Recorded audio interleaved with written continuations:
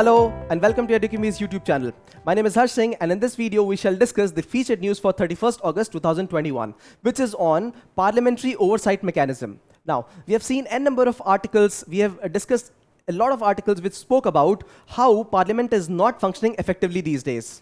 This brings us to the important role of Parliament and parliamentarians. One of the most important roles of the Parliament is to pass laws. But is it passing laws properly? No. Right now we have seen hardly any discussions on the laws being passed in this particular session. So 10 minutes of discussion in Lok Sabha and 30 minutes of discussion in Raj Sabha. This is the time duration in which a law is passed. This actually fails the most important thing, the context in which law is passed. It's proper scrutiny.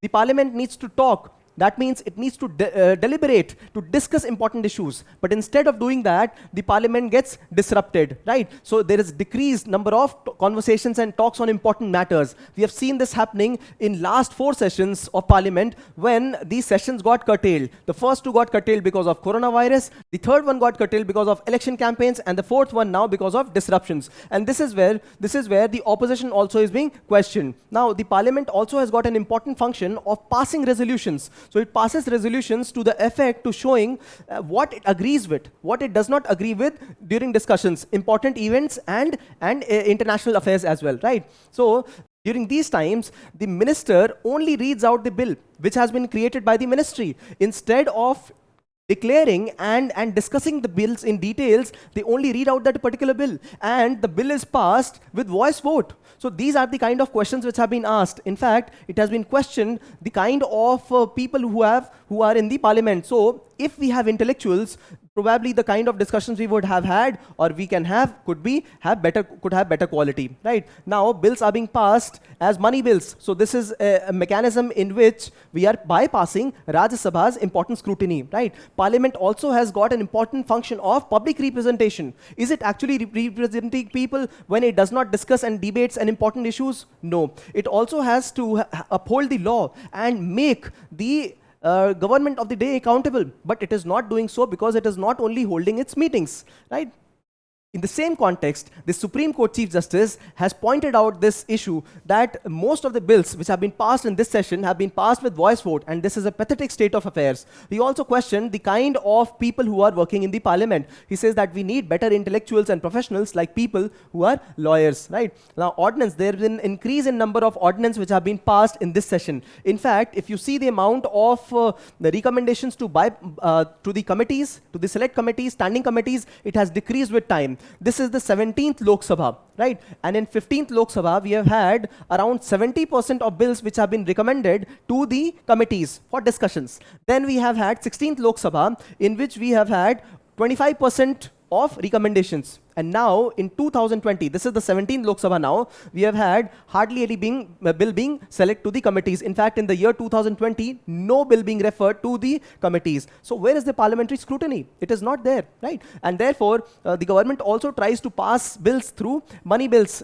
procedure. So this is the way Rajya Sabha has got less scrutiny over the bills. Now, these kind of mechanisms only ensure that there is less clarity and less purpose behind the bill. There are bills which are passed by the government as ordinance, and they are not later ratified by the Parliament. So this way we don't understand what is the context of passing such kind of ordinances, and therefore Parliament has been questioned innumerable times in this last 1 year, right? Now, Parliament is an important body. It is sovereign, right? It has got the right to question the government. It can hold the government accountable, and it must have oversight. It must oversee the functioning of government so that the government works effectively. Otherwise, the bureaucracy will not be effective. It will go unchecked, right? And therefore, it can actually prevent the arbitrary and unconstitutional actions. These are the kind of keywords you got to have when you write an answer on parliamentary scrutiny, accountability, sovereignty, oversight, right? Unconstitutional action. So you can keep noting these kind of words which are easy to remember and which you think will effectively